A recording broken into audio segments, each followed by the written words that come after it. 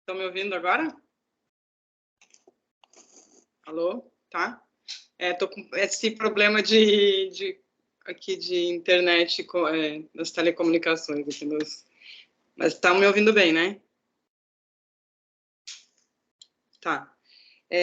Então, eu faço parte do Fórum da Grande Florianópolis e do Fórum Catarinense. Também sou presidente de uma associação aqui, está em Garopaba. Meu nome é Fernanda, né, como a Fabiana falou. E também faço parte do Empório, né, do Box. Então, a gente está aqui hoje também para tirar essas dúvidas. Beleza, Fernanda. É a Márcia. Annelise, se conseguir falar, pode falar.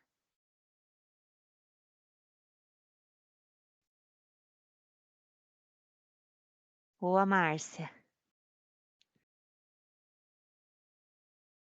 Se vocês estiverem com problema de áudio, pode se apresentar ali no chat.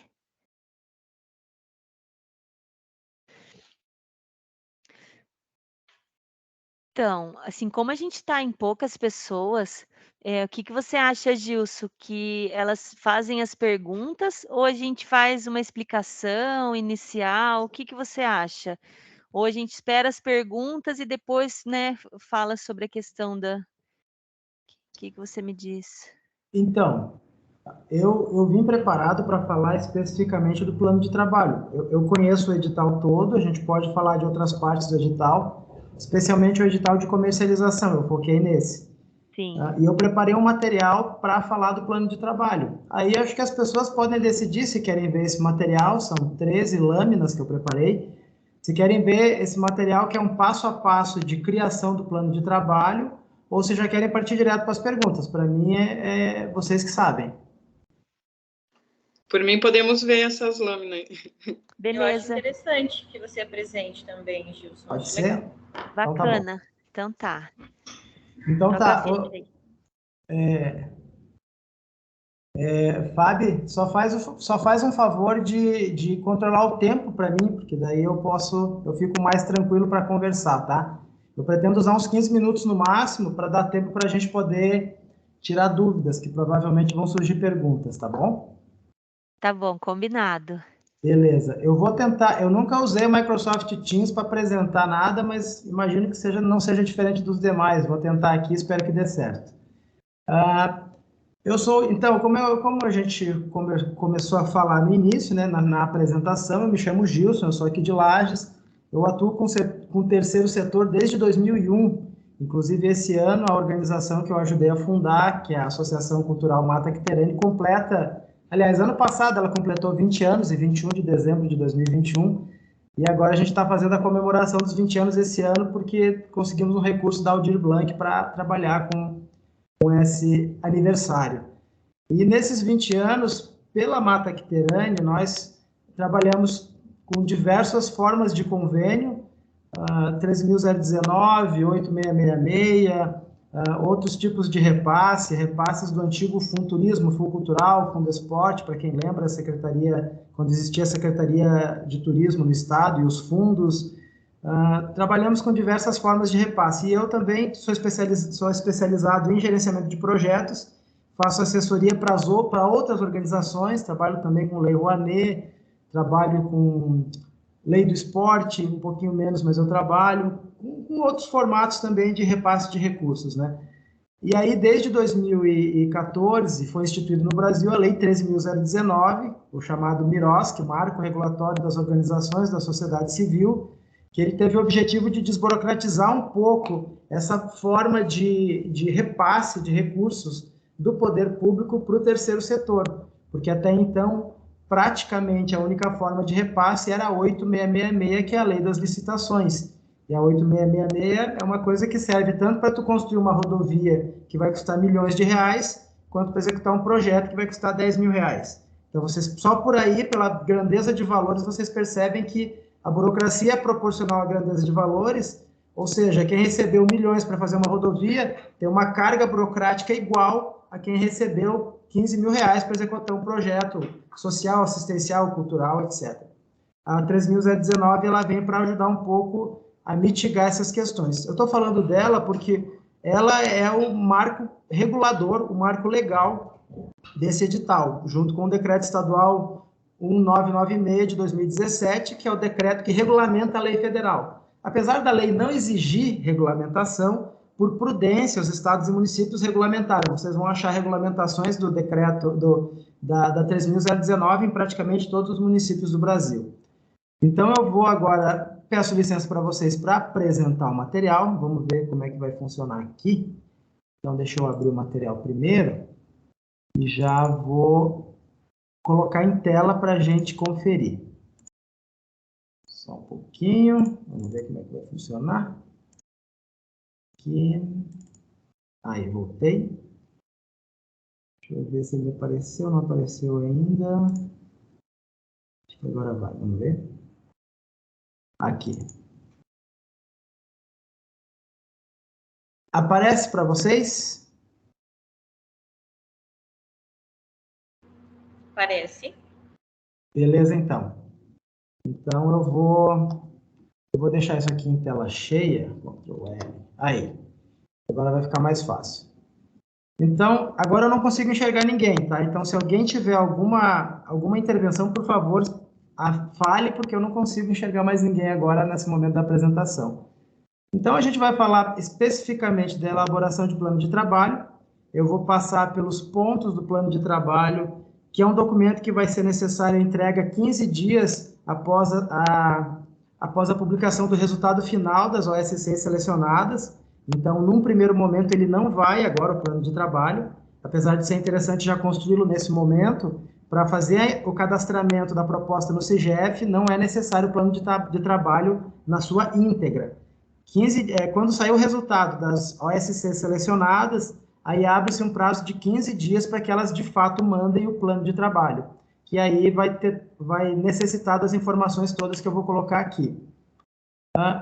Eu coloco aqui, eu começo com o artigo 19 do decreto 196/2017, que é o decreto que regulamenta 3.019, porque o edital o cita. O edital, quando fala do plano de trabalho, ele vai falar que segue o disposto no artigo 19, ou seja, o que está no artigo 19 é o que tem que obrigatoriamente constar no plano de trabalho.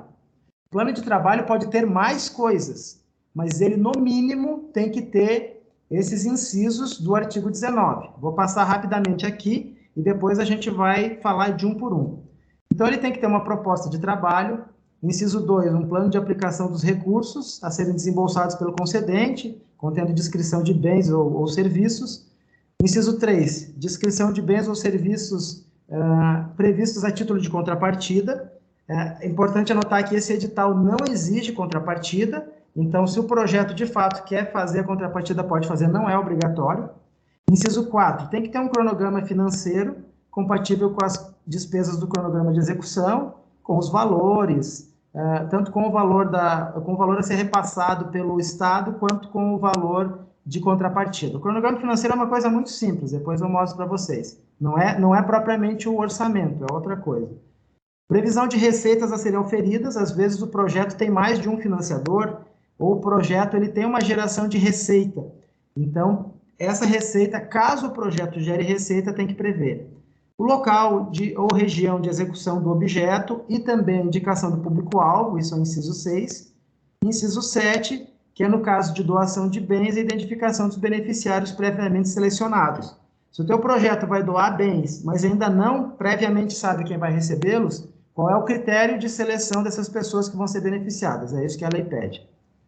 Passando, então, esses aqui são os parágrafos do artigo 19. Aí é uma coisa meio... os parágrafos falam de coisas bem distintas.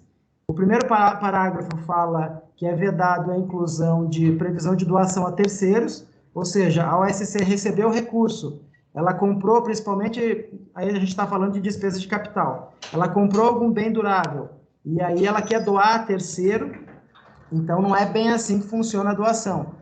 Ele fala que é vedado a inclusão no plano de trabalho dessa previsão de doação a terceiros, certo? Aí, no parágrafo 2º, vai falar que determinados serviços, ao serem inclusos lá no projeto, eles têm que serem detalhados com horas técnicas e os profissionais envolvidos. ele fala dos serviços aqui, né? Ele fala de serviços especialmente de assessoria, assistência, consultoria, capacitação, promoção de seminários e congêneres. Então, lá ele quer que use como unidade de medida a hora técnica. É isso. O parágrafo 3º vai falar que também é necessário colocar no projeto, lá no orçamento, como é que vai ser a equipe técnica, né? Quais são os cargos e quanto vai receber cada pessoa da equipe técnica, de forma individualizada. Você vai ter um coordenador geral, você vai ter um assessor, você vai ter uma secretária e assim por diante. Aí o parágrafo 4º vai falar daquela identificação prévia dos beneficiários que estava lá no inciso 7, que a gente falou. Então, quando não for possível identificar previamente, aqueles procedimentos e critérios precisam ser explicados e a justificativa disso. Isso meio que repete o inciso 7. Aí o parágrafo 5º fala de que tem despesas específicas que elas poderão ser pagas em espécie. É um caso muito específico, a gente vai ver mais para frente. Do contrário, é tudo transferência eletrônica. Isso está no parágrafo 1º, no inciso 2º, parágrafo 1º do artigo 37 do decreto 196. Mas depois eu vou falar direitinho, bem certinho disso, tá bom? Passando aqui. Então, agora vamos para o plano de trabalho. Vocês perceberam que a lei ela não traz um modelo de plano de trabalho. Alguns editais da 13.019 trazem modelos de plano de trabalho. Alguns editais chamam de termo de referência, proposta de trabalho, plano de trabalho, projeto técnico, varia o nome. E já tem um modelo, um formulário. Esse edital não traz formulário, ou seja, a gente tem que olhar o artigo 19, ler o que precisa ali e fazer e escrever o plano de trabalho de acordo com o projeto que a gente está colocando para concorrer. Lógico que o SIGEF já tem alguns campos, mas o SIGEF não dá conta de tudo que seria o plano de trabalho, aquele a ser entregue 15 dias depois da divulgação do resultado das OSCs contempladas. Então, eu trago aqui algumas coisas que eu acho interessante como uma espécie de referência. Não precisa fazer igual eu estou colocando aqui, mas se ajudar, usem, por favor. Então, aqui, eu sempre começo com uma identificação do proponente, né? É uma coisa muito simples, né? Uma identificação da OSC, com razão social, CNPJ, endereço e contatos. Uma também identificação do dirigente máximo, né? Algumas OSCs é presidente, outra é diretor-geral, vai variar o cargo. O dirigente máximo, nome completo, CPF, endereço, contatos. E também acho interessante colocar quem é o responsável técnico pela proposta. Porque na maioria das vezes, a gente sabe bem, o dirigente máximo não é o responsável técnico. Ele é o responsável legal, mas ele não é o responsável técnico. Então, é importante colocar, se tem um responsável técnico, o nome e o contato da pessoa. Principalmente para o financiador, o concedente do recurso, na hora que ele precisa conversar com alguém, ele vai se dirigir ao SC, ele vai falar com o dirigente máximo, mas facilita se ele souber quem é a pessoa que realmente vai responder tecnicamente pela proposta. Por último, os dados do projeto. Quando for inscrito o projeto lá no SIGEF, ele vai gerar um número de proposta de transferência. Então, coloca o número aqui e coloca o título da proposta também. Então, isso fica a título de sugestão para fazer no item 1. Aí, agora os primeiros itens, eles acabam repetindo um pouco o que o SIGEF vai solicitar. Mas para a gente ter um plano de trabalho na integralidade, eu acho importante tudo isso fazer parte de um documento único. Então, a gente começa com o que o edital chama, né, de objeto específico e sua finalidade. Então, essa primeira orientação aqui é do próprio edital. Descrever de forma sucinta... não, perdão, essa aqui já é minha, desculpa. Então, como é que a gente faz o objeto? O que é o objeto? O objeto é você dizer o que exatamente o teu projeto é. O que ele vai fazer, como ele vai fazer, em que tempo ele vai fazer. Mais ou menos isso. E se ele tiver entregáveis, aliás, e quais são os entregáveis, né? Vamos chamar os entregáveis de produtos. Então, o que é o projeto, quais produtos que ele vai gerar, a que tempo ele vai gerar. Aí varia, tem gente que já coloca um pouquinho ali quem vai ser o público-alvo, tem gente que já quantifica qual é o resultado esperado, mas basicamente, para ser sucinto e objetivo, como eu coloco aqui, é importante dizer o que se pretende, para que ele será feito, descrever todos os produtos resultantes, né? Então, se vai gerar 1 ou 2 ou 3 produtos, descreve todos, De preferência de forma quantitativa, por exemplo, eu quero fazer um circuito de feiras de artesanato. Então, aqui, eu tenho um dado quantitativo. Eu quero promover 5 feiras. Então, eu tenho que colocar, se eu tenho esse dado, eu coloco. Em vez de eu descrever que eu vou promover feiras de artesanato nos bairros de Lages, eu vou colocar promover 5 feiras de artesanato nos bairros de Lages. Eu coloco o indicador quantitativo. E a distribuição no tempo também é interessante, né? Em que período eu vou fazer isso? Não precisa colocar, por exemplo, de março a dezembro, não é preciso, mas num período de 6 meses, num período de 8 meses, alguma coisa assim, dependendo do projeto, é interessante. Mas eu volto a dizer, cada projeto pode ser descrito da sua melhor forma, de acordo com a sua finalidade. Então, às vezes, não necessariamente precisa colocar tudo, mas é interessante que, de forma sucinta e objetiva, ele cumpra esse papel. O que é, para que serve, o edital fala em finalidade, né, que é o para que serve, como é que ele vai acontecer. Aqui eu dou uma destrinchada nesses termos, para a gente dar uma conversada. Objeto é isso aqui, é o que se pretende realizar. Ele pode ser subdividido em objetivos específicos. Então, aí também, eu volto a dizer, não há uma maneira única de escrever. Então, se achar mais confortável dividir em objetivos específicos, cria o objeto geral, apesar do edital chamar de objeto específico, eu não chamaria assim, mas é assim que está escrito no edital, por isso que eu mantive. Então, tem o objeto e podem ter objetivos específicos, que nada mais são do que as fases, os passos que eu vou ter que trilhar para conseguir realizar o meu objeto. Isso são os específicos. Mas não é obrigatório, o edital não exige isso, tá? Mas o edital exige que a gente entenda e que a gente crie as metas. O que são as metas? Elas são atividades macro, né? São atividades mãe ou atividades pai, a gente pode chamar de uma ou de outra maneira. Elas são necessárias para a realização do objeto. Percebam que até na minha própria fala, vocês podem entender que o objetivo específico pode ser uma meta, ou pode não ser. Então, tem alguns projetos que eu escrevo que as metas são os objetivos específicos, porque elas são atividades macro. Por que elas são macro? Porque cada meta se desdobra em etapas. Então, eu tenho uma meta, eu tenho um objeto que é o grandão, eu vou subdividir em metas, que são as pequenas partes. Essas pequenas partes são constituídas de partes menores ainda, chamadas etapas. É o que eu coloco aqui, ações que compõem a meta, elas podem ser quantificadas e precificadas. Ou seja, o conjunto de etapas de uma meta compõe o orçamento do projeto. Isso aqui é muito interessante.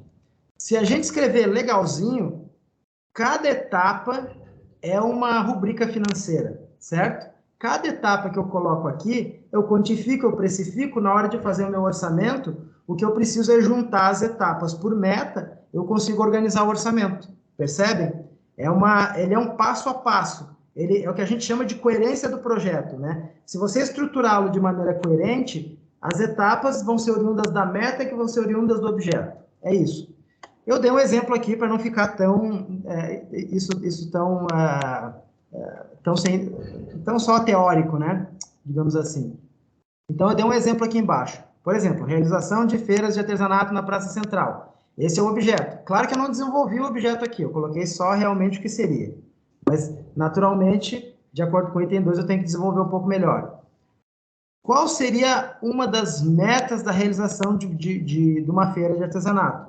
Eu coloquei aqui uma meta, produção da feira. Eu até uso esse termo produção, porque eu venho da área cultural. Para nós, na área cultural, geralmente a gente subdivide em pré-produção, produção e pós-produção. É quase sempre assim.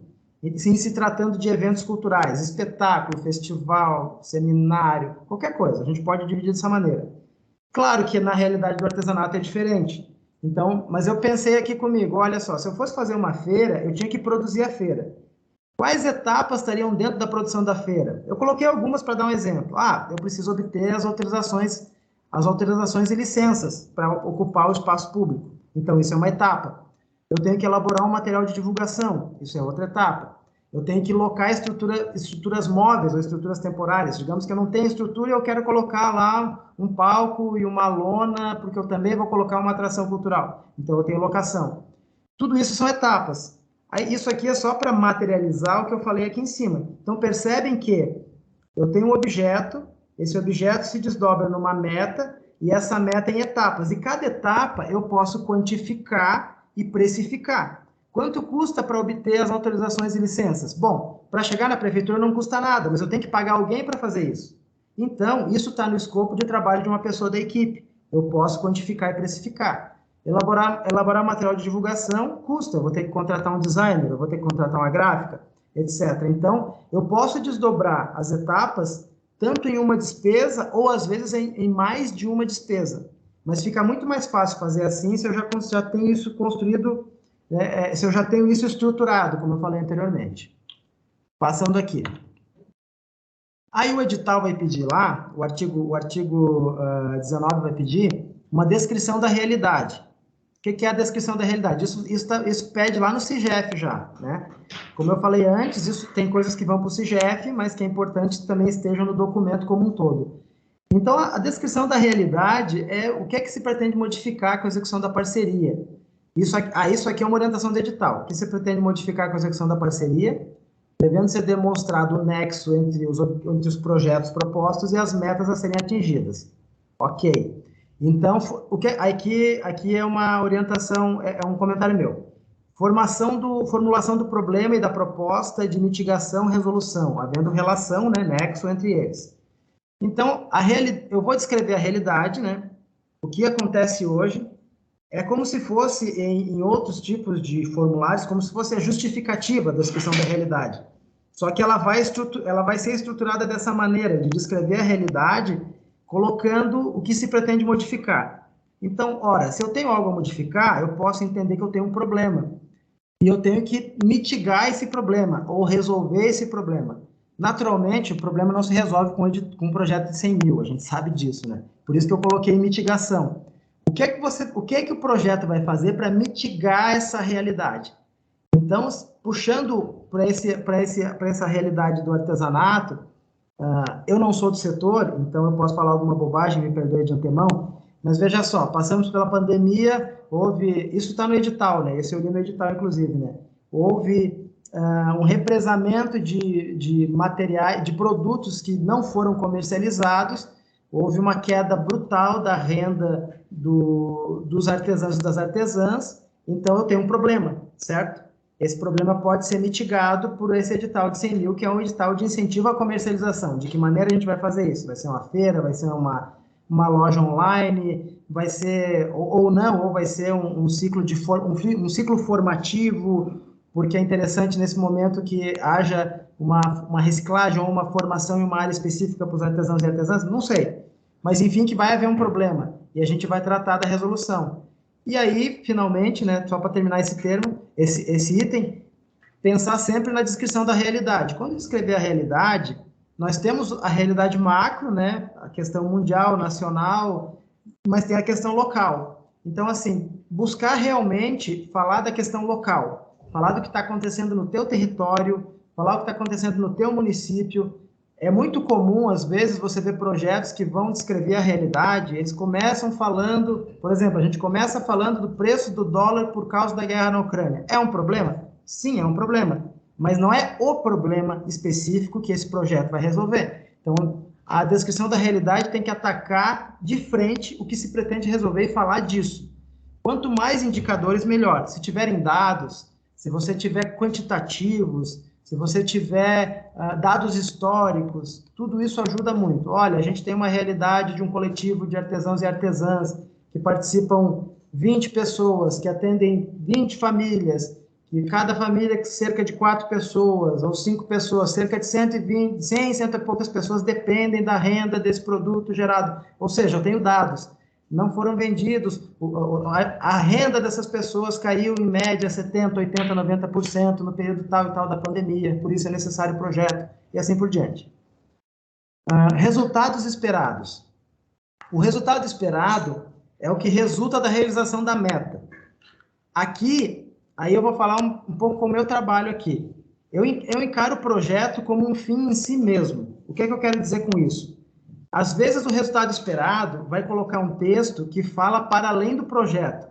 Por exemplo, vou voltar no meu exemplo aqui, né? O meu exemplo aqui é a realização, a minha meta é produção da feira, né? Perceba, meta, produção da feira. O resultado é o resultado da realização da meta, certo? Não é o resultado esperado do projeto. Isso é o edital que está falando, certo? Então, se o edital quer saber qual é o resultado da meta, eu tenho que dizer o resultado da meta. Então, se eu me propus numa meta a fazer a produção de uma feira, qual é o resultado esperado? É que a feira esteja produzida, certo? Se eu me propus numa meta a fazer 10 feiras, o resultado esperado são 10 feiras realizadas, certo? É muito simples nesse sentido. Ah, tem um desdobramento disso? Sim, tem um desdobramento. Tem um indicador que vai dizer que essas 10 feiras aumentaram a venda dos meus artesãos e artesãs e, consequentemente, a sua renda em 70%, 80%. Isso é um indicador de realização da meta, certo? Não propriamente um resultado. Lá para o objeto, o resultado para o objeto é o projeto realizado também. Então, às vezes, eu também vejo muito isso, a gente aqui tenta dar conta de uma coisa que a gente não consegue dar conta. Sei lá, melhoria da qualidade de vida para tantas pessoas XY. Se você tem condição de medir, é legal colocar. Se não tiver condição de medir, é melhor não pôr. Porque se eu ler um resultado desse esperado, que a pessoa se propõe a me explicar, a tentar me provar que o projeto fez uma coisa que eu vejo que ela não tem dados para me provar que ela fez, me parece que isso está desestruturado com a proposta, certo? Vamos lá. Continuando nas metas e indicadores. De novo, para isso não ficar tão teórico, né, eu trouxe aqui um exemplo. Porque, além das metas, cada meta, isso é um pedido também do edital, para cada meta você tem que desdobrar indicadores. O edital não fala se são quantitativos ou qualitativos. Eu aqui coloco que é interessante que para cada meta, que se construa pelo menos um indicador quantitativo e um qualitativo, certo? Para que serve o indicador? O indicador serve justamente para indicar, para apontar, para comprovar que a meta foi realizada. Para isso serve o indicador. Então, nós temos aqui, eu vou passar pelo quantitativo primeiro. Eu coloquei aqui como uma meta, coloquei um exemplo, né? Realização da feira de artesanato no município tal, um indicador quantitativo. O quantitativo é sempre numérico, certo? Então, assim, eu vou realizar a feira.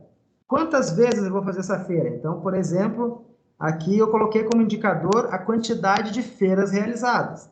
Eu vou repetir essa feira 10 vezes, então 10 feiras realizadas. Aqui até eu esqueci de dar o espaço, mas aqui já é um outro indicador, ó. X artesãos e artesãs participantes.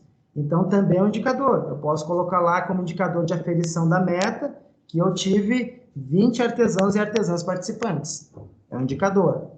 Eu posso colocar como indicador uma média de pessoas que circularam na feira. Entende? Tudo isso, então aqui, ó, para uma meta eu criei 3 indicadores, certo? Então você pode, é importante que cada meta tenha pelo menos um, não precisa ter mais que um, se o teu indicador for bom, um só está valendo, certo? Mas isso é o quantitativo, que se expressa de maneira numérica. Mas também a gente pode colocar qualitativos. Eu sugiro que seja sempre um de cada, um quantitativo e um qualitativo, no mínimo. Então, assim, o indicador qualitativo, ele vai se expressar por escala, por percentual, ou numérico também, né? Por escala, maior ou menor, né? Pequeno, médio, grande, por percentual, 20, 30, 40%, ou por cento, ou numérico mesmo, né? Se a gente consegue quantificar numericamente. Por exemplo, criei um indicador qualitativo aqui, variação da circulação de pessoas da feira, aumento ou diminuição. Se eu estou dizendo que eu vou repetir a feira 10 vezes, eu posso, de forma qualitativa, perceber qual é a variação de público entre a feira número 1 e a feira número 10. E eu posso dizer no meu indicador qualitativo assim, houve aumento de variação de circulação de pessoas na feira, certo? Se eu tiver um método de aferição um pouco mais preciso, eu posso dizer, houve um aumento de 30% de circulação de pessoas na feira, desde a feira 1 até a feira 10, certo? E assim por diante. Ou numérico, se realmente eu tenho como contar, eu digo, a feira 1 teve uma circulação de 500 pessoas, a feira 10 circularam 1.500 pessoas. Então, eu tripliquei a circulação de pessoas na feira. E aí você pode desdobrar em outros indicadores, isso aqui é uma coisa que pode ir longe. Outro indicador qualitativo, ampliação da variedade de produtos oferecidos. Então, eu posso dizer o seguinte, olha, no começo da minha feira eu tinha 20 artesãos e artesãs e eu tinha, em média, 5 produtos oferecidos por cada um. Só que isso se ampliou. Lá na feira 10, eu já tinha artesãos e artesãs com 8 produtos, outros continuaram com 5, outros tinham 15. Então, eu tive uma ampliação de variedade, maior variedade de produtos oferecidos. Já resolve o qualitativo. De novo, eu posso expressar isso de forma percentual ou numérica. Passando. Prazos e forma de execução. Isso é como está no edital também, se não me engano, isso vai para o CIGEF também. Isso trata de prazos e forma de execução dos projetos de cumprimento das metas a ele atreladas, certo? Então, eles querem saber aqui em que tempo e de que maneira você vai executar o projeto. De que tempo, em que tempo e de que maneira você vai cumprir as metas. É isso. Então, o que é que eu coloco que é importante aqui? Tem que ter uma dimensão temporal. Eu vou demorar quanto tempo para fazer cada meta? Essa meta vai demorar 1 mês, 2, 3. Essa meta, ela tem metas, só que nem sempre ela é cronológica, né? Tem metas que elas começam no mês 1 do projeto e elas vão até o mês 12 do projeto, se forem 12 meses. E tem outras que se encerram, que começam no mês 1, terminam no mês 4. Cada projeto é uma realidade diferente, mas é importante colocar isso. Metodologia. Como o projeto será executado. Na verdade, como as metas serão executadas, né?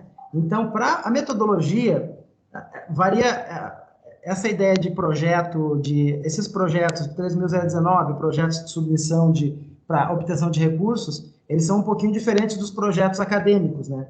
No começo, quando eu comecei a escrever projeto, às vezes eu me dava uma confundida. Meu Deus, metodologia, o que é que eu preciso fazer aqui? Eu preciso colocar uma literatura? Eu preciso isso, aquilo? Basicamente, aqui, você tem que dizer o que será realizado, né? Ou seja, descrever aquela etapa. Lembra que eu falei lá da meta e da etapa? Então, descrever a etapa de forma muito clara, descrever como ela vai ser realizada, quem vai realizá-la e quando, e a que tempo. Então, eu coloquei aqui também um exemplinho de cronograma. Ó. Meta 1, escreve a meta 1 aqui, numera, né, a etapa. Então, por exemplo, eu coloquei uma etapa 1 aqui. Essa etapa eu chamei de treinamento.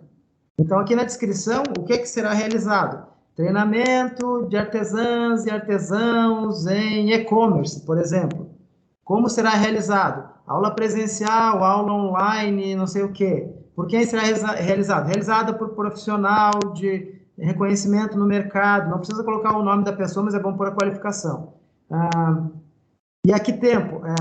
Lembra que lá o artigo 19 fala em hora técnica, utilizando 20 horas técnicas, por exemplo.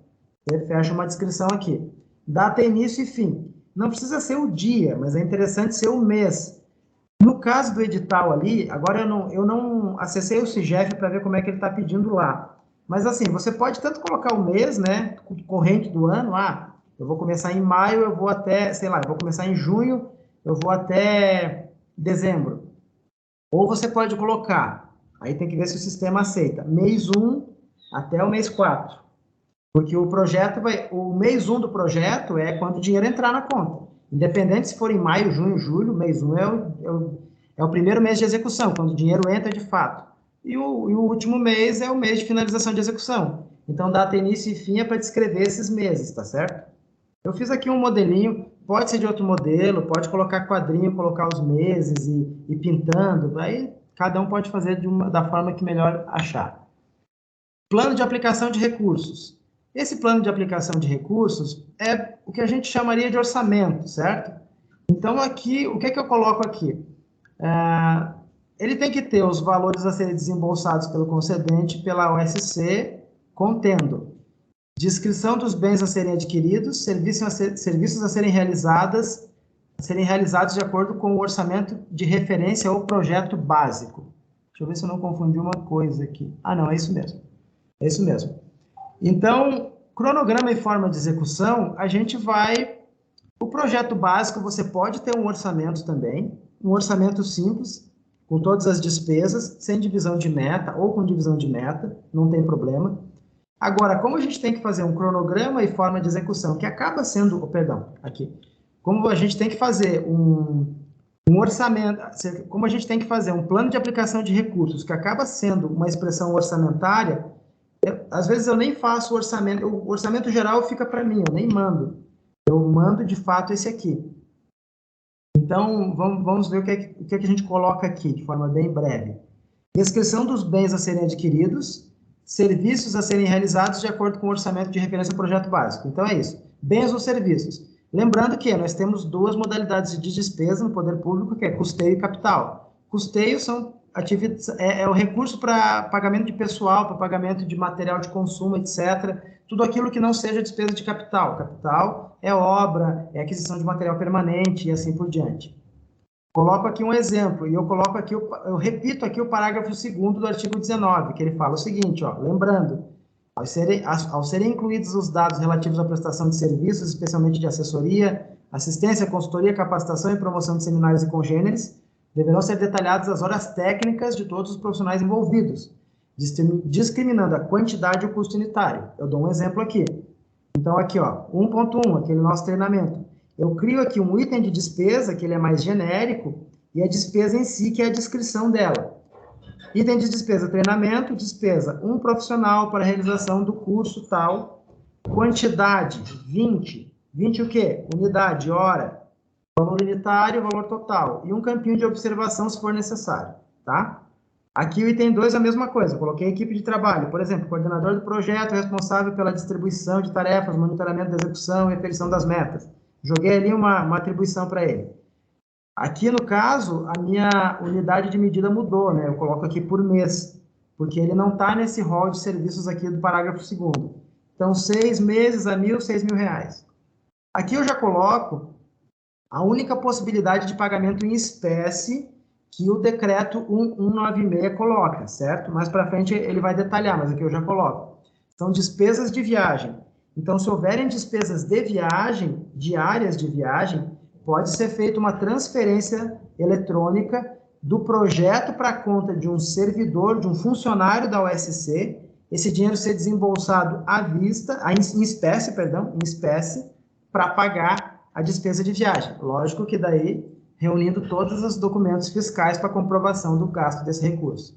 Essa é a única maneira, é a única forma de desembolso que nós temos de dinheiro em espécie. Do contrário, é tudo transferência eletrônica. Passando aqui.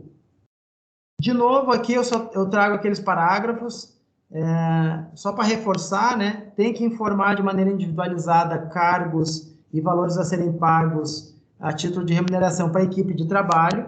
Deixa eu só voltar para mostrar. Então, aqui, ó, equipe de trabalho, se tem coordenador, se tem assistente, se tem secretário, o que tiver, tem que colocar, e tem que distribuir, né? Não pode colocar equipe de trabalho do projeto, por exemplo, e bota um valor global sem detalhar quem está na equipe. Isso é vedado por lei.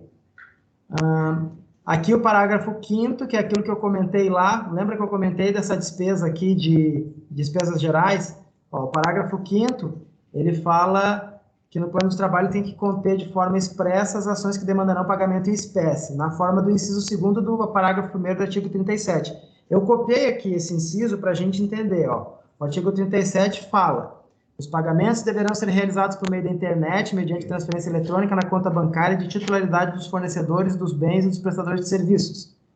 Exceto, parágrafo 1º, exceto, ele fala, o inciso 1º vai falar de contas de consumo e impostos, e o inciso 2º, que nos interessa mais agora, olha só, transferência de recursos para a conta de empregado da OSC, com a finalidade de realizar pagamentos em espécie de despesas com viagens previstas no plano de trabalho, certo?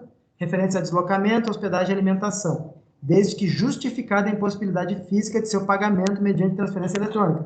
Então, é assim, ó, ainda que eu faça o pagamento em espécie, é só quando for impossível fazer de maneira eletrônica. Daí eu pago em espécie, certo? Avançando aqui. Descrição dos bens e ou serviços previstos a título de contrapartida. Isso é só para citar, eu imagino, né? Se fosse eu, o edital não pede contrapartida, eu não colocaria contrapartida. Se o edital não exige, eu não criaria um problema para mim mesmo. Se alguém quiser colocar no seu projeto, pode colocar, e se colocar, aí precisa fazer o seguinte, precisa estimar o valor da contrapartida. Quanto vai ser essa contrapartida? e detalhar o que é que ela é, se ela é serviço ou se ela é recurso financeiro, certo? De novo, eu digo que como o edital não exige, eu não colocaria. Item 9, cronograma financeiro. Aquele cronograma financeiro lá é uma coisa muito simples, você só vai colocar aqui a parcela, né? O edital fala em parcela única, se não me engano. Esse aqui eu copiei de um outro formulário, então, por isso que eu não lembro exatamente o que o edital pede. Mas você vai colocar qual é o repasse do concedente, que é 100 mil, qual é a contrapartida do conveniente, se você tiver contrapartida, coloca o valor aqui, se não tiver, não coloca. A quantidade de parcelas que esse recurso vai ser repassado, o edital prevê isso, é só ir lá no edital e buscar a informação, se não me engano é uma parcela. O repasse ou contrapartida, uma previsão de mês e ano, né? Esse dinheiro, pelo edital, o dinheiro para os classificados vai cair em outubro. Então, coloca aqui, outubro 22, metas associadas. Cada meta tem um número. Se eu tenho 3 metas, eu boto aqui, meta 1, 2 e 3. Se eu tenho uma meta só no projeto todo, bota meta 1 e assim por diante. É uma coisa muito simples de ser preenchida. Isso é bem burocráticozinho, assim, não tem problema nenhum. Previsão de receitas. Aqui eu coloquei, eu imaginei que teria uma dúvida, eu já coloquei uma resposta de antemão. O que são receitas do projeto? Receitas do projeto é o que eu falei antes. Se você tiver mais um parceiro, se o projeto vai ser apoiado, tem o caso ali de alguém da reunião, né, que é da universidade. A universidade vai aportar um recurso e ela conta também com o recurso desse edital. Então, nós temos 2 fontes de recurso. Então, essa fonte da universidade é uma nova receita. Então, tem que ser previsto ali, tem que ser colocado e distribuído esse valor, certo? Informar se haverá receitas de outras fontes, né? Em caso positivo, informar a fonte e o valor, né? Quem vai dar e quanto vai dar. É importante observar que não haja sobreposição de pagamento de despesas do projeto por mais de uma fonte de recursos. Isso é importante. Se eu tiver 2 financiadores, a despesa que um paga, o outro não paga, e vice-versa. Eu não posso sobrepor, eu não posso usar a mesma despesa e pagar a mesma despesa com 2 fontes diferentes. Isso é vedado, certo? Aqui em cima eu pulei o primeiro parágrafo, que ele fala mais ou menos o que é receita. Ele fala assim, as provenientes de ingressos, patrocínios e outros recursos públicos ou privados financiarão o objeto. E no último parágrafo, eu pensei, né, bom, o edital já é de estímulo à comercialização, ok. Então, significa que ele vai estimular a venda de produtos. A venda vai gerar receita. Só que, aí depende de como o projeto está escrito, mas, grosso modo, imagino eu, que o projeto estimula que o artesão ou artesã venda seu produto. A receita da venda é do artesão e da artesã, ele não é do projeto. A não ser que o projeto tenha, de fato, também esse papel de comercialização, né? O projeto, além de estimular a comercialização, ele faz a comercialização. Aí, nesse caso, a receita da venda do produto é do projeto, se ele, de fato, se coloca nesse papel de comercialização. Se é só o papel de estímulo, eu entendo que toda a receita gerada é do artesão e da artesã, não é do projeto. Então, nesse caso, a gente não precisa prever essa receita. Esse é o entendimento que eu tenho. Se eu fosse fazer um projeto de estímulo, eu faria assim. Eu não colocaria, não preveria receita nenhuma, porque eu entendo que o projeto vai estimular a geração de receita, mas ele não vai gerar receita, certo? Tem uma diferença sutil, mas ela existe. Local ou locais de execução. Coloca o local, o município, a unidade da federação. Se ainda não tem um local fixo, não coloca o local, coloca só o município e justifica. Vou voltar no meu exemplo da feira, eu não sei exatamente no local da feira. Então, coloque que é o município tal, a unidade da federação tal, e diz que os locais de feira serão escolhidos após a aprovação do projeto, na fase de execução, sei lá, daí depende do projeto. Público-alvo, a gente já está chegando no final. Público-alvo. Eu costumo caracterizar de 2 maneiras, público direto e indireto. Direto, naturalmente, são os indivíduos, os coletivos, os grupos, eu estou falando do caso desse edital, grupos produtivos, artesãos e artesãs. Quem diretamente vai ser impactado pelo projeto? É 1, é 2, é 10, é 20, é 25? O direto é esse. Quem são os indiretos? Eu estou aqui em toda a apresentação fixado naquele meu exemplo do começo. Bom, se é uma feira de artesanato, por exemplo, meu público indireto são consumidores, é o público que circula a feira, mas não compra nada, mas é público, e são aqueles impactados pelas ações de divulgação. Ó, eu divulguei a minha feira no Facebook, no Instagram, sei lá, no Twitter, no site, saiu na imprensa, eu impactei com uma ação de divulgação uma quantidade X de pessoas. É possível mensurar isso. Por exemplo, aqui em Lages, o jornal O Momento tem uma tiragem de, hoje, 7.000 exemplares semanais. Então, eu sei que se eu divulgar no Momento, eu estou divulgando o meu projeto para um público de 7.000 pessoas. É um impacto indireto desse público-alvo. Eu costumo quantificar, certo? Então, quantificar os diretos e os indiretos. E aí, um detalhamento das características do público-alvo. Isso serve especialmente, isso serve para os dois públicos, tá? Detalhar as características. Gênero, perfil socioeconômico, raça. Quando eu coloco raça aqui, eu falo do ponto de vista sociológico, né, que a sociologia vai tratar, porque a raça é uma invenção da civilização, não é do ponto de vista naturalmente biológico, obviamente não, mas é um recorte que pode ser feito. Então, gênero, perfil socioeconômico, raça, idade, território, escolaridade e outros mais que vocês queiram colocar para detalhar melhor o público-alvo. Uma dica é o seguinte, vai lá no site do IBGE, no E-Cidades, abre o seu município, lá você vai ter vários recortes. Se eu quiser, por exemplo, fazer um projeto de Lages, eu vou lá no E-Cidades do IBGE, eu recorto aqui, eu faço o recorte da cidade, ele vai me trazer muitos dados, é muito importante, eu acho muito legal. O site da FECAM também tem muita informação sobre dados, principalmente socioeconômicos de Santa Catarina, dividido por mesorregião. Também é uma boa fonte de informação. E outros também, os sites das associações de municípios, não só a FECAM, que é a Federação Catarinense de Municípios, como as associações, aqui a AMURES, por exemplo, também vão ter esses dados. Doação de bens. Olha só, se o projeto previu a aquisição de material permanente, ou seja, despesas de capital, bens, né? Adquirir uma máquina. De quem que é essa máquina? O edital já coloca que a máquina ela é doada, ela é de propriedade da conveniada, da instituição que recebeu o recurso, certo? Mas ela pode doar, certo? Se ela quiser doar, ela tem que fazer uma identificação dos beneficiários previamente selecionados. Procedimento e critério de seleção. Então, tem que ter um procedimento para saber para quem vai esse bem, né? Então, mas olha só, mas aí a própria legislação coloca, né, isso lá no artigo 19, que é vedado incluir no plano de trabalho previsão de doação a terceiros de equipamentos e materiais permanentes adquiridos com recursos provenientes da celebração da parceria. Então, isso aqui você vê que é um certo conflito entre o parágrafo 1º e entre a previsão de doação para beneficiários. Eu compreendo que aqui, no caso de identificação de beneficiários, são coisas menores.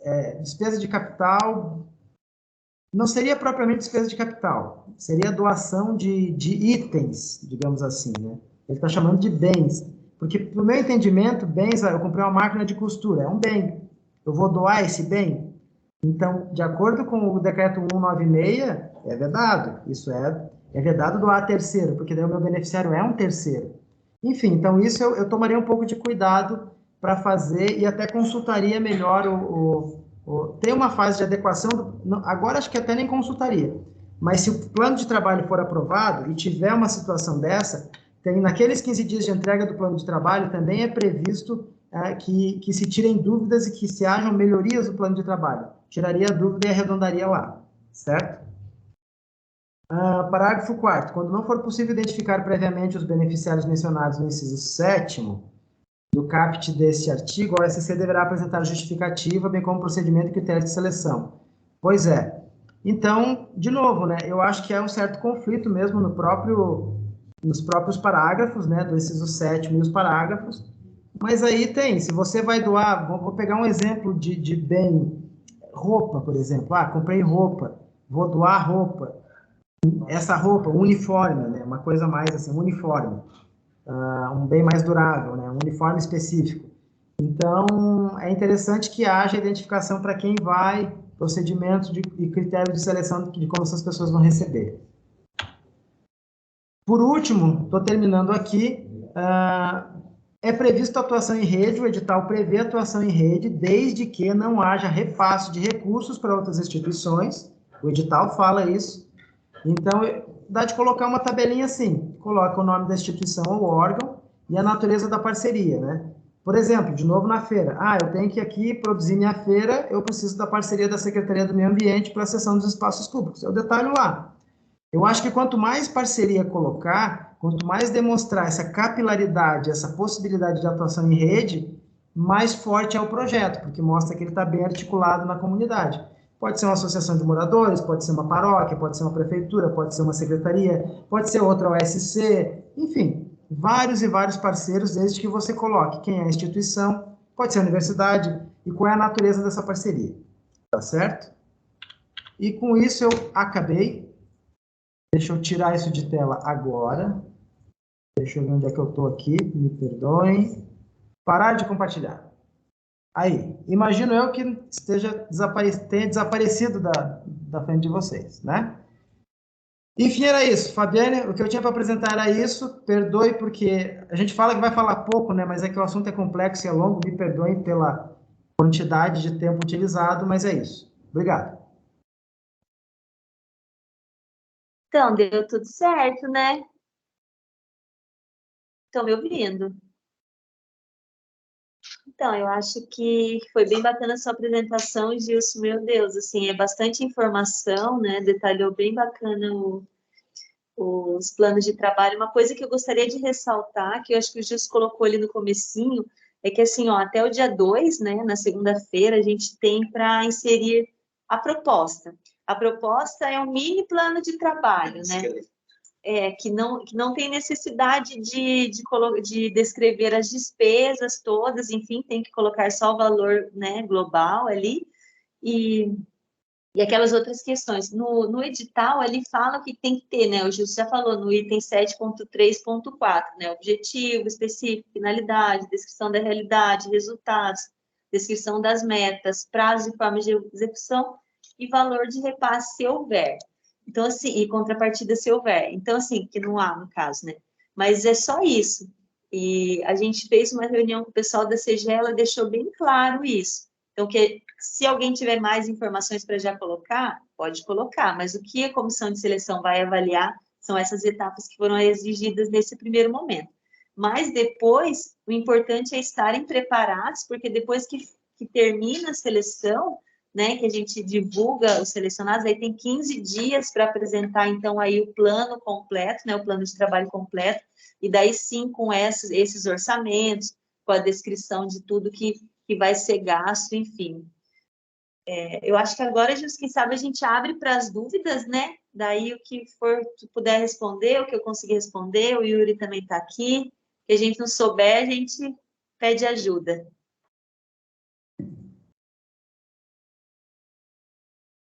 Quem quer começar?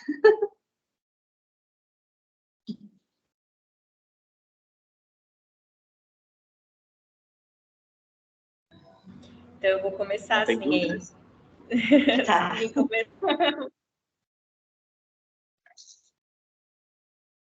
Não ficou bem clara. Como a Fabiane falou, é bastante informação, né, com relação ao plano de trabalho, mas foi bem válido e provavelmente as dúvidas que eu vou trazer aqui, talvez tu tenha falado, mas de certa forma eu vou só para confirmar, né? Então, como eu falei no início, a gente vai fazer como uma entidade de apoio aos empreendimentos aqui da região do Alto Vale, né? E isso implica dizer que a gente vai apoiar, por exemplo, feiras do artesanato, tem um programa que são imigrantes haitianos e venezuelanos que querem trabalhar com confecção de produtos do setor têxtil, né? Tem um grupo de agroecologia, tem a comunidade Cafusos, então, assim, são vários empreendimentos que vieram até nós e trouxeram as demandas. A gente vai fazer o projeto com todos esses objetivos específicos que vão acabar sendo bem diversos.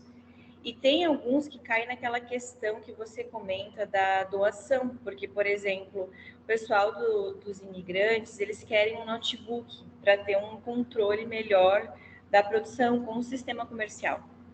E aí eu fico pensando, né, porque a gente vai comprar enquanto fundação, Unidave, só que ele vai ser utilizado no empreendimento. E aí que eu precisaria ter isso descrito no meu plano de trabalho, que esse notebook será para o empreendimento. Ou eu fiquei com a dúvida se daqui a pouco são o grupo de imigrantes que tem que estar submetendo essa proposta para que, então, aquilo que eles adquirirem seja deles, né? Essa é uma primeira dúvida, no caso. Olha só, dado a complexidade dessa questão ali no edital, porque o que eu percebo é que o edital ele fala e ele permite isso, né? Lá o decreto 1196, nos parágrafos, ele deixa, para mim, ele deixa um pouco em dúvida essa questão. Como é que eu imagino em fazer isso? O Yuri também solicitou a palavra ali. Como é que eu imaginaria fazer isso? Eu acredito que, mesmo que seja utilizado por terceiros, o bem continua sendo da proponente, certo? Você pode ceder, você pode fazer uma cessão de uso por tempo indeterminado, por exemplo, certo? O bem não deixa de ser da universidade, mas ele está sendo cedido. Para mim, resolveria isso facilmente. Cede e resolveu, né? Eu pessoalmente, eu não entraria nessa briga, porque isso pode ser um pouco complexo, né? Lá na frente, porque o que é que acontece, né? A instância que aprova, a instância que fiscaliza, a que analisa a prestação de contas, depois não é a mesma que verifica, que é o TCE. Então, já me aconteceu disso, né? O edital disse que estava ok, a secretaria falou que estava ok, a prestação disse que estava ok. Quando bateu no TCE, por um acaso, às vezes bate no TCE essas prestações de conta, o TCE disse, não, isso não pode. Todo mundo disse que podia, o TCE disse que não pode. Então, para evitar esse tipo de situação, eu imagino esse tipo de relacionamento. O equipamento não deixa de ser da proponente, mas ele pode ser cedido, o uso dele pode ser cedido por tempo indeterminado para quem quiser. É isso aí, pessoal. Estão ouvindo? Tá. Então, vamos lá. É isso aí. De maneira nenhuma, se vocês forem comprar notebooks, bens duráveis, assim, vamos usar essa expressão, né? De maneira nenhuma, coloquem no projeto que vocês vão fazer a doação. Ainda mais que vocês são entidade de apoio. A gente pode estar encaminhando depois o modelo do termo de cedência, e vocês usam o termo de cedência enquanto o empreendimento existir. Vamos supor assim, daqui a pouco o empreendimento conseguiu... Qual é a lógica da entidade de apoio e da economia solidária, né? Daqui a pouco o empreendimento conseguiu lá, com o apoio que teve no processo de pós-incubação, comprar o seu notebook, não precisa mais desse da unidade. A unidade vai recolher esse equipamento, porque é de propriedade dela, e pode utilizar para um outro empreendimento que esteja precisando, né? Se ele ainda estiver em condições de uso, né? Então, quando vocês comprar, vocês vão ter que etiquetar também, com a etiqueta da Unidade, como patrimônio da universidade. E esse patrimônio ele vai estar em cedência de uso indeterminado. Vocês podem colocar por um período, como vocês acharem melhor aí nessa relação com o empreendimento. E aí, quando o empreendimento não precisar mais, ou acabou o empreendimento, vocês recolhem novamente e passam para outro, né? Ou fica na universidade para uso da incubadora, do processo que vocês necessitam, né? E quando vocês recolhem também esses equipamentos comprados com esse recurso do edital, vocês não podem, durante um período, acho que é 5 anos, eu não recordo bem, depois tem que olhar a lei, vocês têm que usar para a atividade que ele foi comprado. Depois daquele período, foi para a universidade, vocês querem usar em outro setor, pode, mas tem um período pós a vigência do termo de colaboração ali, que vocês têm que usar para a mesma atividade que ele foi comprado, né, esses bens. Se, no caso da entidade de apoio, não pode não acontecer, mas numa organização da sociedade civil, no caso dela ter comprado um bem e ela fica responsável, né, pela manutenção desse bem, e se porventura a organização da sociedade civil se desfizer, acabar, daí isso tem que ser devolvido para o Estado, né? E daí é isso, então. Pode continuar, Aniele, com as suas perguntas cabeludas. Legal, eu entendi. Eu tive um problema com a internet, caiu e agora voltou, mas eu entendi sim. Eu entendi que é interessante, então, fazer a cessão de uso do bem por tempo determinado e não fazer a doação, né? Então, já agradeço. Outra coisa é que a gente tem uma ervateira ali em Presidente Getúlio, bem no interior, que é de um grupo de Cafusos, e eles querem começar a comercialização dessa erva mate. E eles estão precisando adequar, fazer uma obra com relação à adequação do espaço físico. Isso pode ser solicitado como despesa nesse projeto?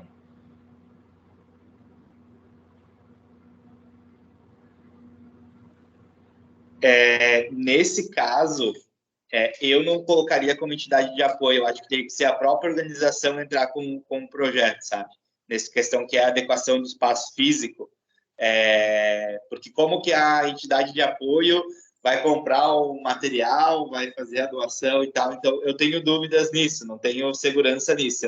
Eu não entraria nessa seara. Eu acho que depois pode dar problema, sim. Agora, por exemplo, ela fosse construir na universidade um espaço de comercialização permanente para os empreendimentos de economia solidária. Aí sim. Mas agora a entidade de apoio construir para o empreendimento, eu tenho sérias dúvidas nisso. Eu não entraria nessa seara. Não sei o Gilson. É que ontem, na nossa reunião, na terça-feira, com a nossa reunião com o CGE, a gente falou sobre obras, né? Então, assim, é possível que alguma organização da sociedade civil e algum projeto se enquadre para a realização de obras. Só que ele tem que respeitar aqueles critérios lá, que ele tem que ser organização da sociedade civil, que atua com educação, saúde, assistência social, né? Isso tem que estar na documentação dessa organização da sociedade civil, e o projeto tem que ser um projeto também para que atenda a essas finalidades. Então, né? Então, assim, da maneira como for desenhado o projeto, e quem for desenhar esse projeto, vai poder ou não vai poder, entende? Então, mas eu acho que nesse caso a Unidade, eu acho que não se enquadra, né? Se enquadra como organização da sociedade sem fins, mas não se enquadra como assistência social, saúde, educação, sim. E educação, sim, mas não é para a Unidade, né? O empreendimento, a função do espaço construído também não é para a educação, né? Seria para comercialização, para a produção de erva mate, né, velho? Uma coisa que eu acho que pode ficar assim clara é que assim, ó, os planos, as propostas elas vão ser aceitas ou não, e daí, sendo aceitas, elas vão para readequação. Então, muita coisa que vier agora ou que vier depois em plano de trabalho, né, mesmo nas propostas aceitas, vai ser discutido, vai ser passado pela COJUR, a gente vai, o que não puder, assim, não vai ser realizado. Então, assim, alguma dúvida de alguma questão que porventura, né, assim, com relação à obra é mais complicado, a gente tem que estudar melhor, mas se for outra questão, eu acho que dá para colocar e depois a gente readequa, né? O importante é ter a proposta enviada e ela está dentro das capacidades da organização que for enviar e estiver dentro dos objetivos dos chamamentos. Isso, eu queria colaborar também, só para colocar ali, o Yuri bem comentou, e a Fabiana também do edital, é o item 7.3.6 do edital. Ele fala dos critérios para a obra, e esses critérios são cumulativos, ou seja, você tem que ter todos eles, né? OSC que desenvolva a ação continuada de educação, saúde e assistência social, o objeto proposto tem que estar nesse âmbito, educação, saúde e assistência, e ela é uma obra de adequação de espaço necessário para a instalação de equipamentos e materiais permanentes essenciais à consecução do objeto da parceria, ou seja, educação, saúde ou assistência. Então, o edital deixa isso muito nítido. Então, fora disso, pessoalmente, eu acho que não passaria.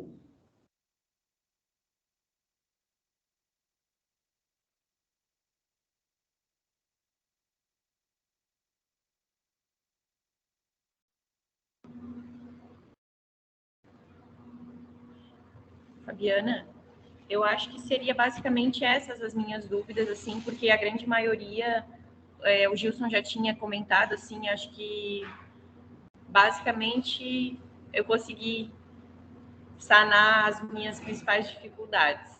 Agradeço pela gentileza de vocês. Legal, Aniele. Outra coisa que a gente quer ressaltar aqui, né? Não deixem para a última hora, pelo amor de Deus, que aqui o horário é até às 7, que talvez consiga alguma ajuda na segunda-feira, mas é legal durante o dia, né? Treinem no final de semana, hoje, amanhã, para a gente ter tempo, porque às vezes vem alguma dúvida que a gente não consegue resolver, mas que tem que ser naquele dia, então precisa ter à tarde para a gente correr atrás de ajuda para isso. Né? Às vezes algum problema do sistema, alguma coisa assim, então não deixe para a última hora, pelo amor de Deus. Fernanda quer falar, mas alguém quer falar, gente? Eu dei um problema aqui com o celular, agora estão me escutando? Então, não, eu botei ali no chat, né? Acho que está aí o Fernando e a Carla também, que vão estar ajudando ali na elaboração. Mas a minha pergunta é se a gente pode usar mais de uma coisa para fazer, tipo feira, ou fazer o catálogo online, se tem alguma restrição quanto a isso. Vocês podem usar quantos objetos específicos tem ali vocês acharem necessários, né? Quanto a isso, não tem problema. Vocês não precisam focar só em um. Mas tem que estar dentro daqueles objetivos específicos, né? Se fugir daquilo, já não pode. Então, são, se não me engano, de A a F que está ali disponível. Dentro daquilo ali, vocês podem desenvolver ações. Pode ter o catálogo, pode ter a formação, pode ter o circuito de feiras. O que se vocês acharem que o recurso dá, né, gente? Porque também 100 mil não é muito, né? A hora que vai para a ponta do lápis, do jeito que está a inflação aí, 100 mil vai um piscar de olhos. Então... Ok, obrigada. Tem duas perguntas no chat. Qual o período de execução do edital e aplicação dos recursos? É 1 ano. A gente está pedindo, assim, né, Fábio? Nesse dia nós estávamos conversando por telefone. Vocês podem colocar o cronograma de vocês a partir de agosto, gente. Que é uma data que a gente sonha, né? Sonha que vai estar a burocracia toda vencida, mas talvez não. Mas, como a Fábio disse, depois lá no plano de trabalho tem todo o processo de readequação, né? Então, a hora que vocês forem cadastrar, podem cadastrar a partir de agosto, com a duração de até 1 ano. Se vocês acham que vão desenvolver as atividades antes, mas coloquem 1 ano para ter a segurança, né? Se desenvolver antes também não tem problema. O responsável técnico pode ser de outro órgão, instituição, e não da organização que está... Isso aí eu vou jogar para o Gilson responder.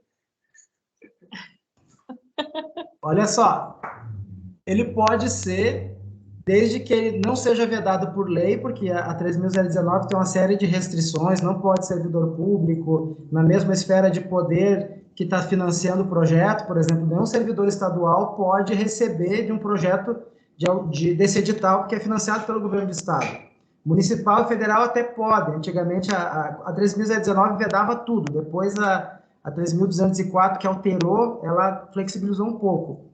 Pode ser sim, desde que ele seja contratado para o projeto, e aí eu faço uma dica de forma geral, assim, contratem por MEI, assim, vou dar uma orientação meio genérica, assim, MEI ou empresa, porque se vocês forem fazer qualquer vínculo contratual por pessoa física, ou vocês vão cair na CLT, ou vocês vão ter que fazer um RPE, um RPA, um Recibo de Pagamento de Autônomo, e tanto num quanto no outro incide INSS patronal, ISS, imposto de renda, e aí encarece demais a contratação de um profissional. Então, o melhor mesmo é vocês ou encontrem uma empresa, aí quando for encontrar empresa, por exemplo, procurem no KNAI, o KNAI da empresa que representa o profissional. Eu vou dar o meu exemplo, eu tenho uma produtora cultural, então eu posso ser contratado por um projeto desde que o KNAI da minha empresa se adeque ao objeto do projeto, Cadastro Nacional de Atividade Econômica. E com a MEI é a mesma coisa. Então, se houver uma coincidência, vamos dizer assim, um alinhamento, melhor dizendo, entre o KNAI e a função, pode contratar. E a minha sugestão é usar MEI ou usar empresa ou uma outra associação que possa ser, desde que a associação também possa fornecer esse serviço, mas sempre contratação PJ, porque vai ser muito mais fácil para a prestação de contas e para o próprio repasse de recursos. O recurso acaba sendo repassado na íntegra, senão vai ter que calcular a tributação. Respondendo ali, obrigado, Gilson, respondendo ali a pergunta de novo, a primeira, coloquem o cronograma ali, o período de execução a partir de agosto, né, para 1 ano, assim, né, contem 1 ano. A gente sonha que até agosto a gente vai conseguir resolver a burocracia. Se não conseguir, depois tem os ajustes do plano de trabalho, de acordo com o cronograma de desembolso do Estado também, né? Mas trabalhem com isso. A partir de agosto durante um ano aí, né? 12 meses de execução.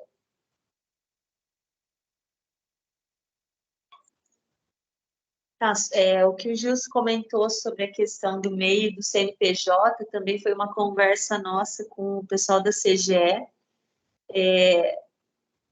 Ele tem bastante experiência em projetos, mas não tem vedação para contratar CPF, né, para tirar nota na prefeitura. O ideal que eles colocam, né, que tem que ter, por exemplo, uma pesquisa de preço, então, né, esse valor tem que ter sido pesquisado, outras pessoas. Média regional, né? A média regional para aquela prestação de serviço. Mas pode. Né, tem essas questões que ele colocou, a gente sabe que a economia solidária tem muita resistência com relação ao MEI, né, que não atende, né, aos objetivos da política, mas, assim, a gente vai fazer como a gente vai conseguir, como está posto aí na...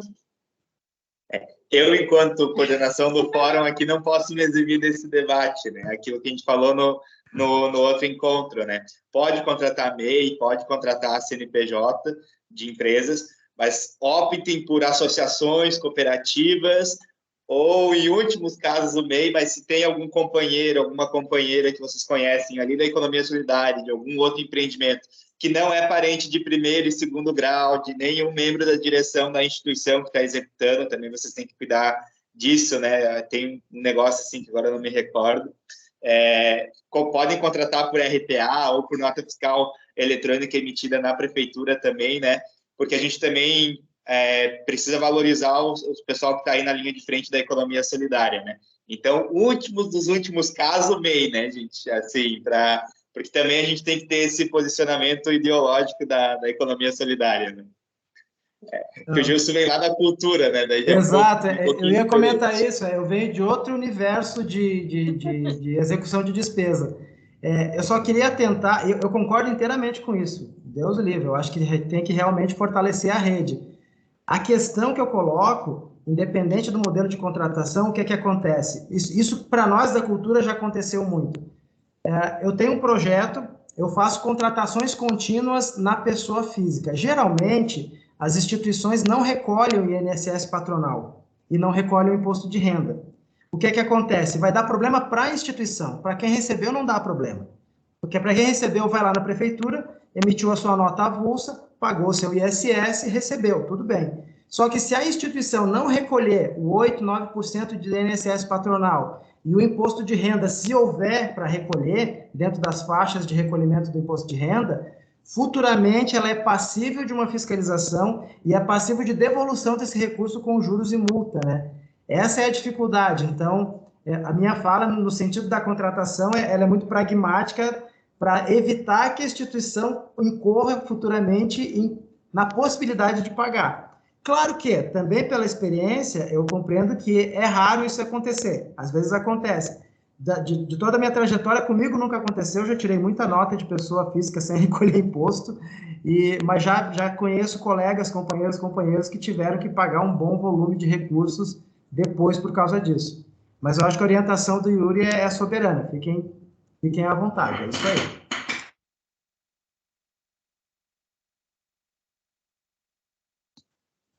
Mais alguma dúvida, gente? Mais algum assunto para a gente conversar, para a gente explorar aqui o Yuri, o Gilson?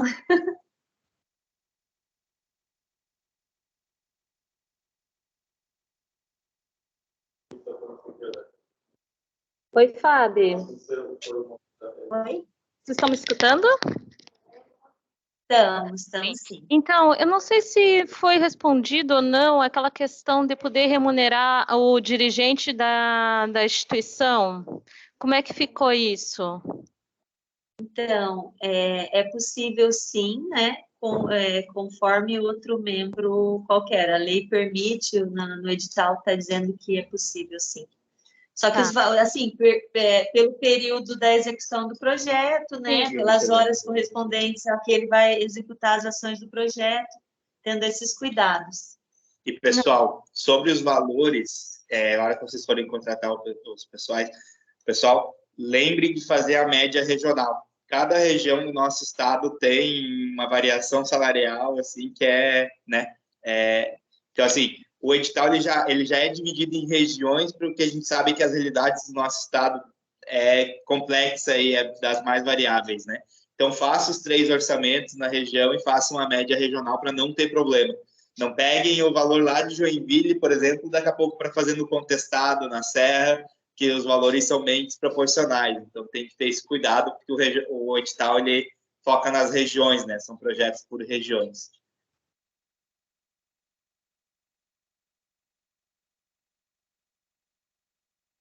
Pode falar, Márcia, Aniele. Que vocês comentaram agora mesmo na fala, é uma coisa que eu tinha deixado anotado, mas como o Gilson até não falou isso na explicação dele, eu achei que não fosse. É necessário apresentar 3 orçamentos, né, as despesas ali com relação ao que a gente vai gastar, já no plano de trabalho, agora já na proposta do CIGEF, já se basear nesses orçamentos? Nesse primeiro momento da proposta, não. Mas no plano de trabalho precisa. Inclusive, tem até um modelinho lá de como fazer. Eu vou pegar ali no SC, eu vou colar aqui o link do modelo. E daí é uma planilha de Excel, que você coloca os valores, CNPJ, de onde você pesquisou e tal. E é importante, sim, até para as contratações, para as compras, para tudo, tá?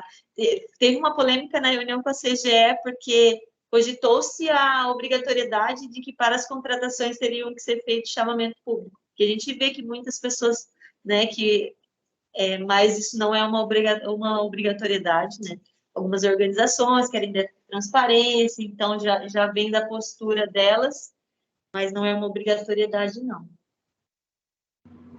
Legal. Mas agora, nesse momento, vocês não precisam se preocupar com o orçamento. Não. Agora vocês vão lá, colocam o valor global de 100 mil e depois lá no plano de trabalho, que é isso que o Gilson apresentou ali naquela tabelinha, daí sim, para justificar cada preço daqueles que vocês colocarem ali, aí vocês vão ter que ter os 3 orçamentos.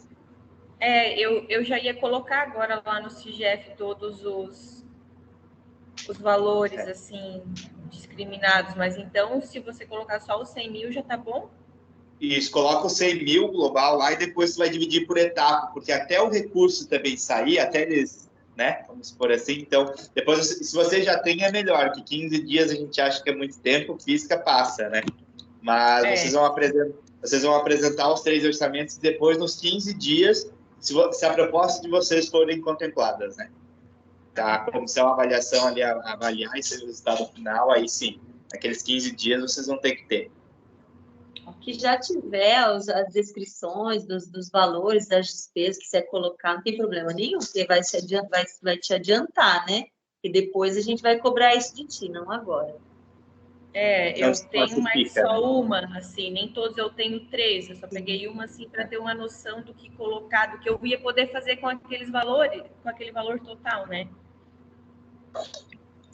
Eu queria colaborar também nessa história dos 3 orçamentos, que, por exemplo, o governo federal, quando a gente trata de emenda parlamentar, quando é 3.019 do governo federal, já é amplamente aceito, imagino que no estado também seja, você fazer uma pesquisa para determinados serviços, né? Por exemplo, vou pegar um serviço de produção de gráfica, digamos assim. É possível você consultar as licitações que ocorreram na tua região, isso também é válido como comprovação de preço, e também o próprio painel de compras do governo do estado e o governo federal também tem um painel de compras que você consegue filtrar por despesa, por produto, por ano. Então, eles também servem de comprovação de preço, tá?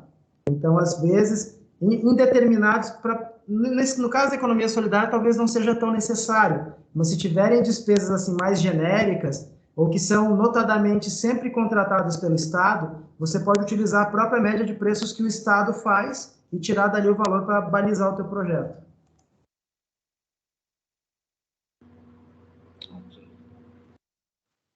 A gente comentou também na nossa reunião anterior sobre a questão da especificidade, né, dos produtos da economia solidária, né, os produtos artesanais, que muitas vezes eles têm um valor um pouco maior, porque eles têm a questão da produção com sustentabilidade, né, que serem peças únicas, enfim.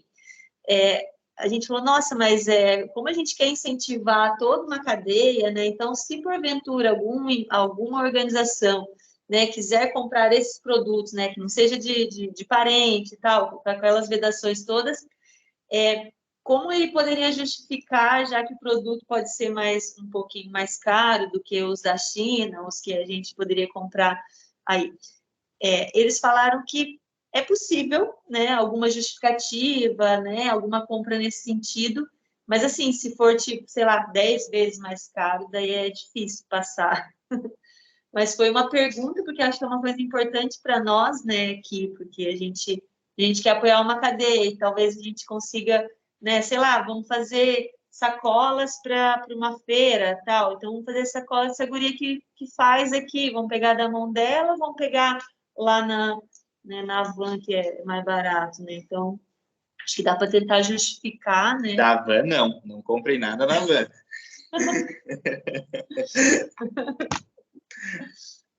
Assim, a gente pode tentar trabalhar nesse sentido, mas, assim, se for, tipo, muito exagero, daí é complicado de justificar, mas dá para tentar. Vamos supor assim, vamos colocar aqui, né? Vamos comprar uma cadeira de Vime, né?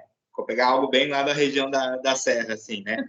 Uma cadeira de Vime lá na grande empresa, na grande indústria de Vime, ela vai estar R$50.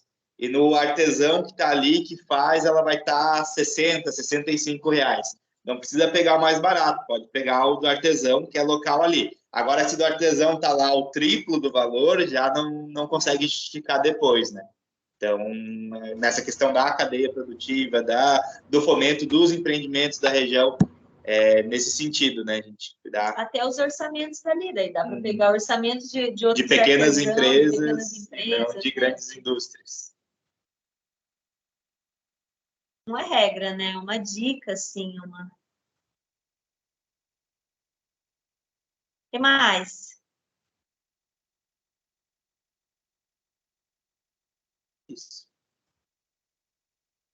Isso, gente.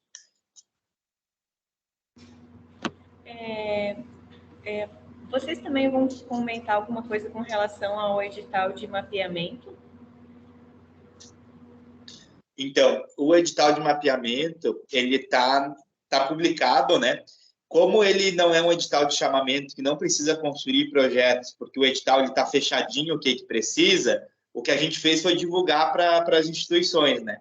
E aí, como vai mais assim de instituição, não vai ser, vamos por assim, um empreendimento que vai fazer um mapeamento, porque o mapeamento é percorrer o estado todo, né? Então, a gente visa que vai ser grandes instituições, universidades, alguma cooperativa que já tenha um pouco mais de experiência nisso, porque tem que produzir um material intelectual disso também, né? Então, o que a gente fez foi divulgar nos grupos, né? Porque essas instituições que se enquadram para o mapeamento têm equipe técnica que compreende e entende para se inscrever, né? Então, a gente não pensou nenhuma atividade assim, porque também não vai escrever nada, né? Porque o edital, ele desenha tudo o que precisa. Então, se enquadra naquilo, se inscreve e manda a sua proposta. Lá é mais mesmo proposta de orçamento, né? Lá vai ser o orçamento menor, é o que vai levar, assim.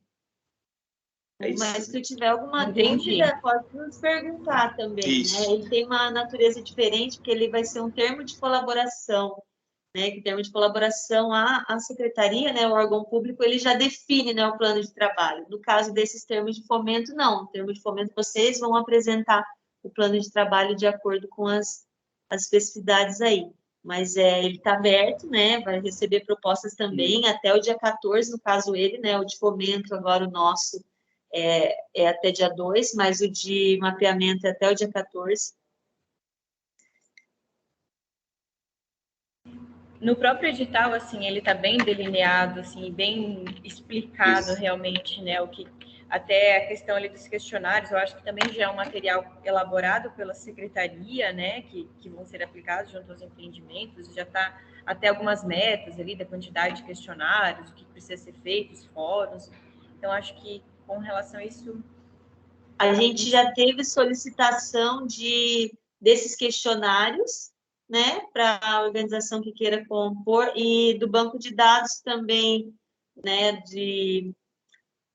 do CadSol Nacional, que foi feito finalizado lá em 2013 e tal, a gente tem também. Então, se tiverem alguém que esteja elaborando as propostas e que queira ter acesso a esse manual para poder pensar a sua, ver mais de perto o que é, como é que vai ser, quantificar a sua proposta, pode solicitar por e-mail que a gente passa, tá? Porque ali no edital a gente diz que vai repassar para as organizações aquilo.